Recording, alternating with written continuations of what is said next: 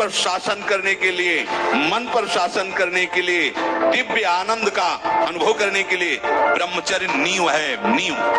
ये लक्षण बताए जाते हैं जिसको पतन के मार्ग में जाना होता है, उसके ऐसे लक्षण होते हैं।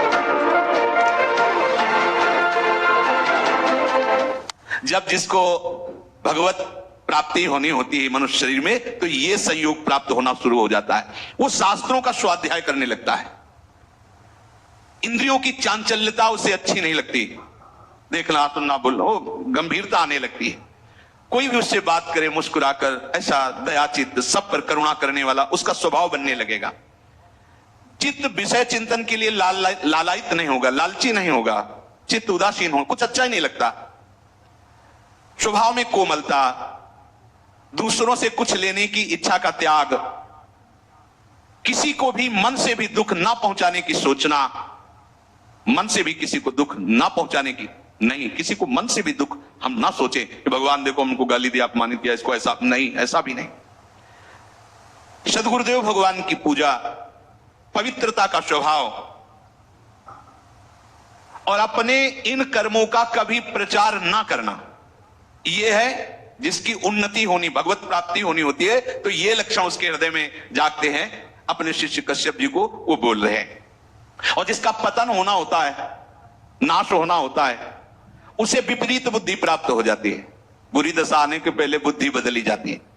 उसके हृदय में विपरीत दशा जागृत होती है। विनाश काल में बुद्धि व्यावर्तते चास्य विनाशे प्रत्युपस्थिते, उसकी ऐसी बुद्धि में उल्टी भावना आ जाती कि कब तक ये सब, अरे भोगो यार, भगवान को मिलना होगा मिल जाएंगे, ना मिलना ना, सामने भोग उपस्थित है, भोगो। उसमें धैर्य नहीं रहता।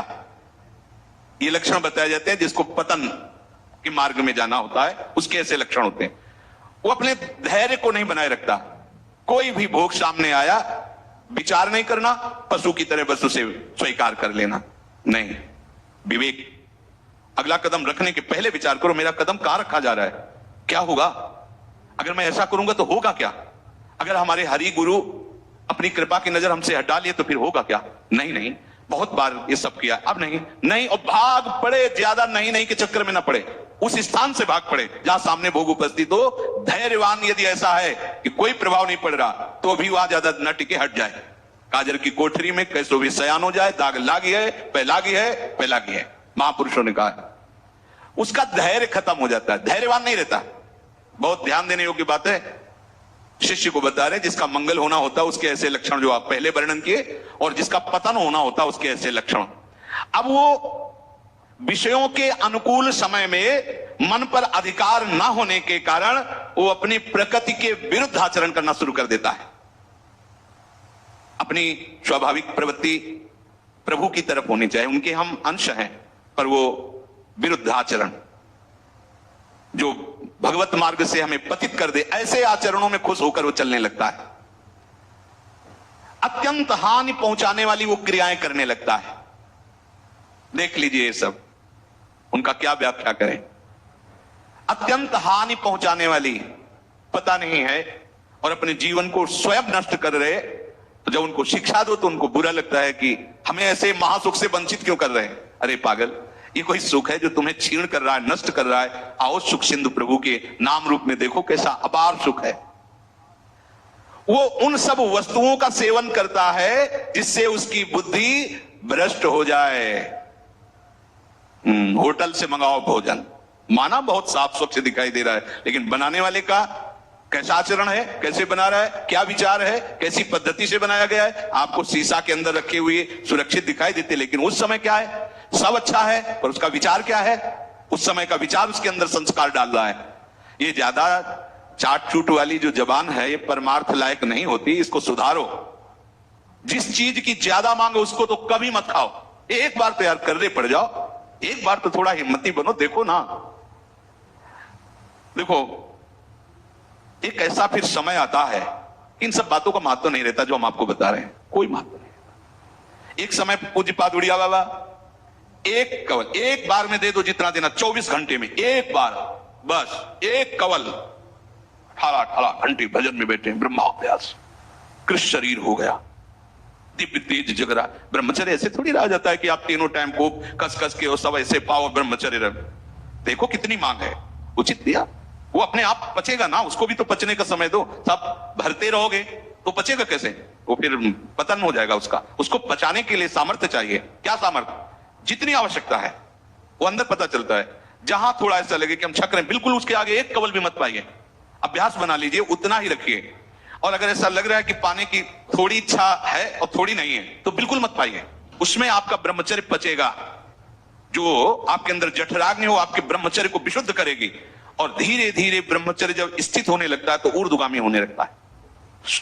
जहां ब्रह्मचर्य ऊर्ध्वगामी हुआ तो दिव्य तेज, दिव्य शक्तियां, दिव्य ज्ञान अपने आप जागृत हो जाता है। ये इसीलिए, इसी आनंद के लिए तो मुझे मनुष्य शरीर मिला है भाई। काहे को?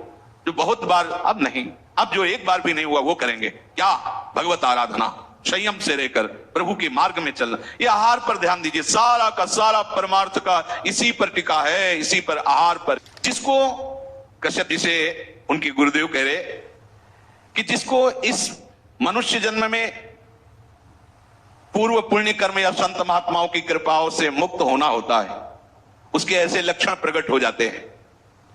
वो शरीर के जितने भोग हैं उन भोगों में उसका विचार प्रकट होने लगता है।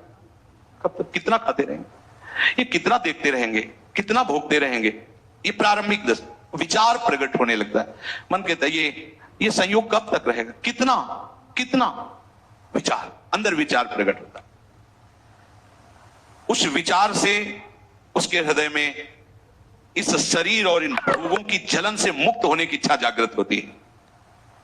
अब वो दानम व्रतम ब्रह्मचर्यम यथोक्तम ब्रह्मधारणम दमः प्रशांतता चैव भूतानां चानुकंपनम संयमाश्चानुशंस्यं च परस्वादानवर्जनम व्यलीकानामकरणं भूतानां मनसा भुवि माता पित्रोश्च शुश्रूषा देवतातिथि पूजनम गुरु पूजा घृणा शौचम नित्यमंद्रिय संयमम। अब उसके हृदय में उदारता प्रकट होती है। क्या? वो अब संयम में आने लगता है। कम आहार करना, सात्विक आहार कर।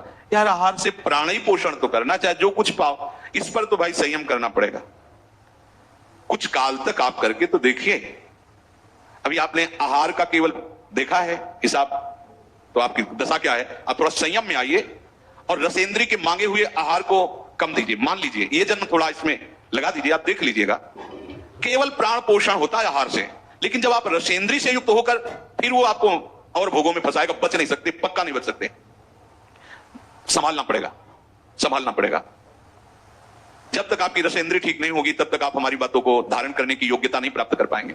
समस्त इंद्रियों में चांचल्यता प्रकट करने वाली प्रमुख इंद्रिय रसेंद्री है जिह्वा। इसको संभालिए, संभालिए। जगह जगह ये बात शास्त्रों में पाई जा रही है कि बहुत साधना में इसका योगदान है रसेंद्री का।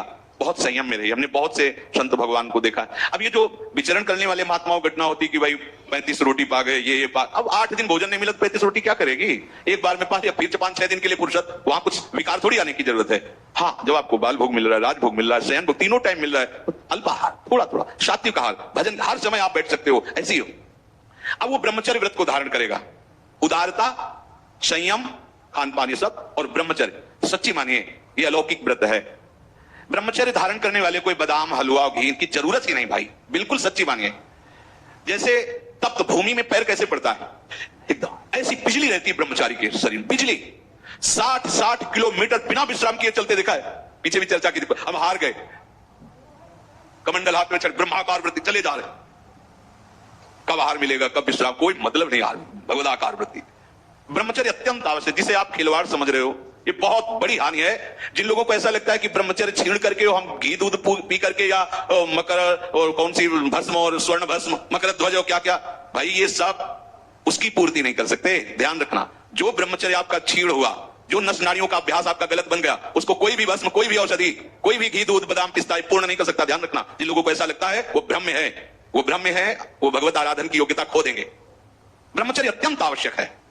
नींद पर काबू पाने के लिए, शरीर पर शासन करने के लिए, मन पर शासन करने के लिए, दिव्य आनंद का अनुभव करने के लिए ब्रह्मचर्य नींव है। नींव भले आप गृहस्थ में हैं तो शास्त्र आज्ञा करता है संतान उत्पत्ति आदि के लिए। बस बहुत जन्म हो गए खिलवाड़ करते हुए, थोड़ा तो संयम में इस जन्म में आ जाओ, चाहे गृहस्थ हो चाहे विरक्त हो। ऐसी प्रवृत्ति जो हम अनेक जन्मों से करते आए हैं, वही इस महामहिम मनुष्य शरीर को प्राप्त करके हम पुनः गलती दोहरा रहे हैं। अब हमको वो करना है जो आज तक किया नहीं। आज तक भोग करते रहे तो अब ब्रह्मचर्य रहेंगे, आज तक विषय चिंतन करते रहे तो भगवत सेवा चिंतन करेंगे, आज तक संसार के रूप का चिंतन करते अब स्वामी के रूप का चिंतन करेंगे, आज तक संसार का नाम गुणगान करते रहे प्रपंच का, अब मैं प्रपंचातीत प्रभु के नाम का, उनके गुणों का गायन करूंगा। ये मनुष्य जन्म मिला है बड़े उत्तम उत्तम कार्यों का अनुष्ठान करके उत्तम गति को प्राप्त होने के लिए, उत्तम उत्तम कार्यों का अनुष्ठान करके उत्तम गति प्राप्त करने के लिए ये मनुष्य शरीर मिला। मैं तुम्हें अपने अनुभव की बात कहता हूं, न क्वचित